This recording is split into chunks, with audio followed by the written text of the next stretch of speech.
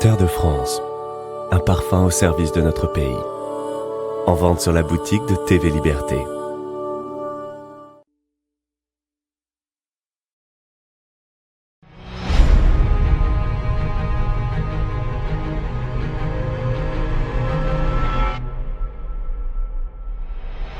Le 7 décembre 1812, après des semaines de retraite incessante et de politique de la terre brûlée, les Russes commandés par le général Koutouzov se décident enfin à affronter la Grande Armée. Le choc est terrible, il oppose plus de 250 000 hommes à moins de 130 km de Moscou, avec à la clé des pertes effroyables encore jamais vues sur un champ de bataille. C'est une véritable bataille de géants en plein cœur de la Russie, et si les deux camps revendiqueront la victoire, celle-ci est bien française, faut quand même pas déconner, et je vais vous expliquer pourquoi. Maîtresse du terrain et des redoutes, la Grande Armée de Napoléon s'ouvre ici la route de Moscou, espérant y recevoir une capitulation qui malheureusement ne viendra jamais. Ouais, c'est là où les choses vont un peu foirer, mais là, on n'y est pas encore. C'est parti.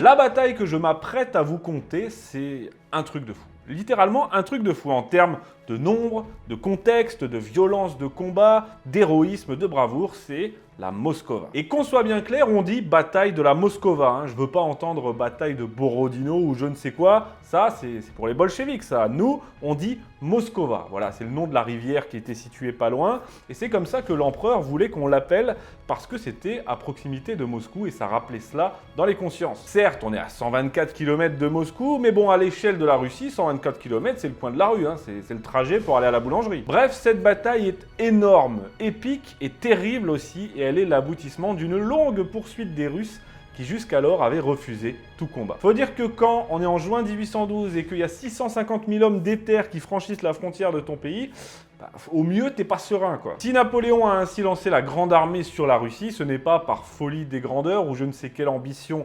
démesurée, c'est à la base simplement pour intimider le tsar Alexandre et le faire revenir à ses engagements. Ces engagements, c'est-à-dire respecter le traité de Tilsit, l'alliance avec la France et le blocus continental, ce que le tsar, poussé par sa noblesse marchande pro-britannique, ne fait plus. Il préfère comploter avec les rosbifs et lever une armée en douce. Au départ, et ça on ne le dit pas assez, à aucun moment Napoléon ne veut vraiment la guerre. Il ne s'imagine pas du tout à Moscou, c'est vraiment loin dans son idée. Il espère intimider le tsar afin de le faire revenir à ses promesses d'alliance et afin qu'il lui réponde et ravive cette amitié si désirée. Mais il n'en sera rien jusqu'aux flammes de Moscou. Le tsar choisira le silence et l'alliance anglaise. Alors voilà où ça nous mène. En juin 1812, la Grande Armée pénètre en Russie et Napoléon cherche à tout prix une bataille.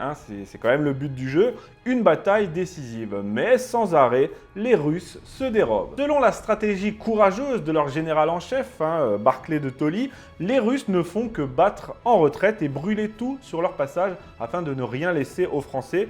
Et cette situation s'éternisant, Napoléon est contraint d'avancer encore et encore. Sauf qu'au bout d'un moment, les Russes se découvrent quand même un soupçon de fierté. Dans l'opinion comme parmi l'état-major, on n'en peut plus de fuir et de laisser le pays à l'envahisseur. Alors le tsar va nommer comme général en chef Koutouzov, un ancien d'Austerlitz, et va décider d'accepter le combat. Koutouzov décide donc de rassembler toutes les forces disponibles et s'installe à proximité d'un petit village, Borodino, à quelques kilomètres de la Moskova et à quelques 120 km de Moscou. Cette position barre en quelque sorte le passage aux Français, elle coupe deux routes et elle protège Moscou. Sur place, les Russes fortifient leur position en faisant bâtir une grande redoute et ce qu'on appelle des flèches, les flèches de Bagration.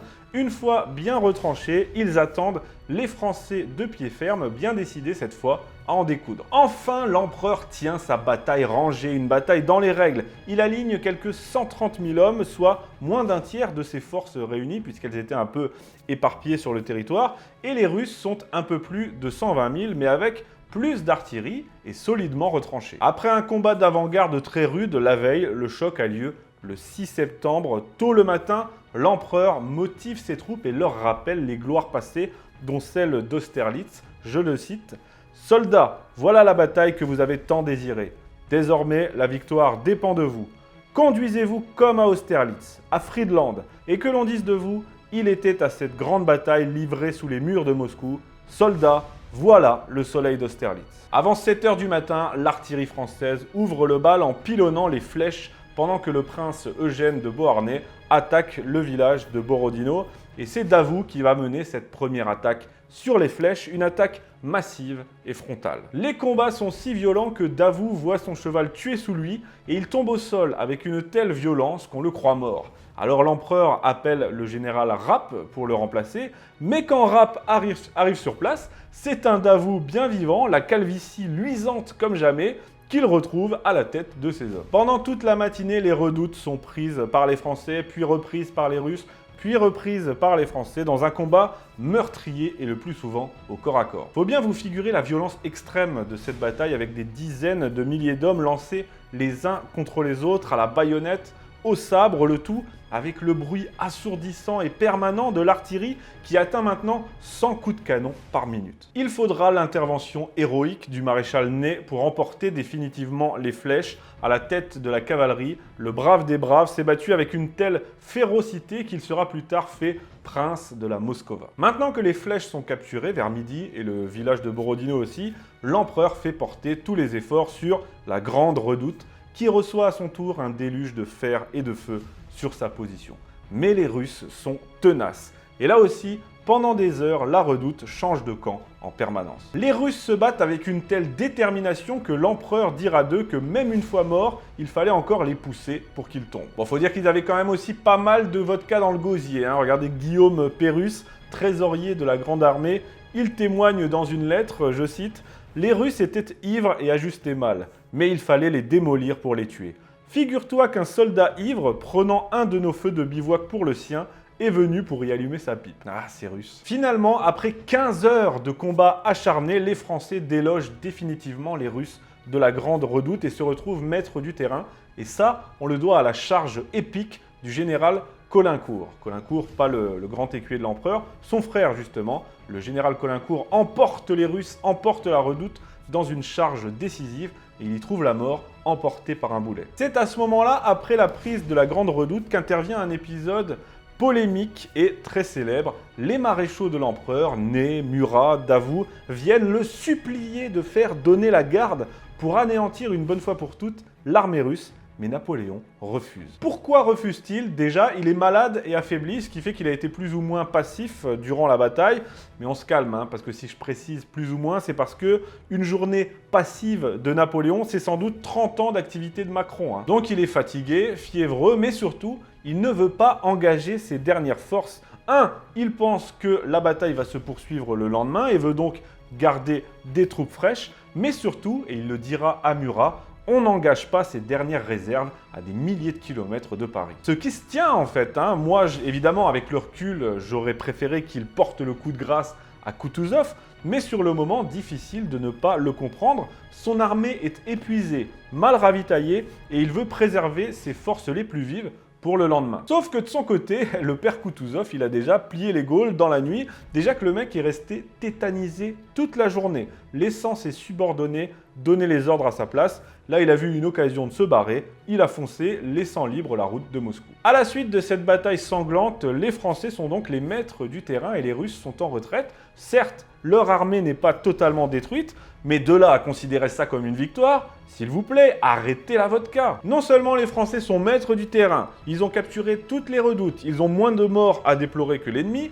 les Russes sont en déroute, et la route de Moscou, qu'ils défendaient donc, est ouverte. Franchement, je vois pas comment on peut faire mieux. Mais ça n'a pas empêché Koutouzov de se proclamer grand vainqueur et d'être promu feld-maréchal par le tsar, alors que le mec a passé toute la bataille en boule dans son duvet. Bon, évidemment, la suite des événements est plus tragique puisque les Russes pousseront leur logique délirante en allant jusqu'à brûler Moscou. Moscou! Encore si on était sous Vercingétorix, hein, et puis qu'il y avait 2 bocages et 3 bicoques à cramer, là je dis pas, je veux bien, mais là, Moscou! Mais bref, on connaît la suite, la terrible retraite de Russie, et puis finalement, ils nous auront à l'usure, hein, qu'est-ce que vous voulez que je vous dise? prenez ça pour une victoire si vous voulez, mais moi franchement si j'étais à votre place, je pense que je continuerais la vodka pour quelques siècles encore. Que je sache, pendant la campagne de France, Napoléon n'a pas fait cramer tout le pays, il s'est battu, souvent à 1 contre 10, il a encore mis quelques fessées glorieuses. Mais passons, bref, ça c'est juste un petit compte que j'avais à régler avec les Russes. Dans tous les cas, le bilan humain de cette bataille est terrible. 20 000 blessés et 10 000 tués côté français, dont 47 généraux. 35 000 blessés et 15 000 tués côté russe. C'est une boucherie, une bataille épouvantable. Comme à son habitude, après la bataille, Napoléon reste sur le champ de bataille pour veiller aux soins des blessés, français comme russes, sans distinction. C'est important de le préciser. Et puis aussi, il faut dire, parce que les Russes ont abandonné leurs blessés, ça, faut le savoir.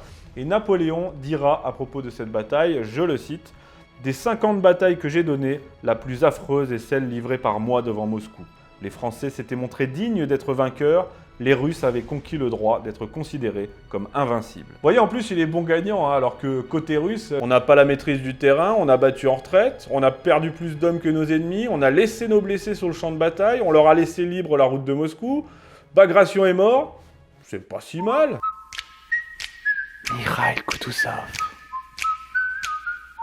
Voilà pourquoi je vous parle de victoire, car il s'agit bien d'une victoire qu'on a dû aller chercher au prix de milliers de morts, et ça, c'est pas pour que, plus tard, les Rouskov se prétendent vainqueurs et nous imposent le nom de Borodino. Alors de grâce, parlons de cette victoire de la Moskova, et qu'importe la tournure qu'ont pris les événements par la suite, rendons à la Grande Armée la gloire qu'elle mérite.